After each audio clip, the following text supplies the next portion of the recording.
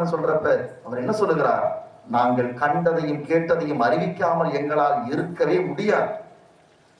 ஆண்டவரை நீங்கள் தான் கொன்றீர்கள், ஆனால் அவர் உயிர் தெழுந்தார், அதற்கு நாங்கள் சாட்சிகள் அப்படின்னு அவ்வளவு துணிச்சலோடு அங்கு சொல்லுகிறார்.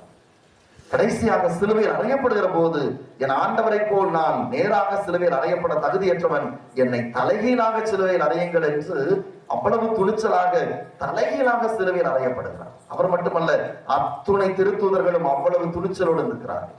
தோமையார் கடல் கடந்து நம் இடத்துக்கு வருகிறார், ஈட்டியால் குத்தி கொலை செய்யப்படுகிறார். அப்போ இந்த துணிச்சலை ஆவியானவர் கொடுக்கிறார்.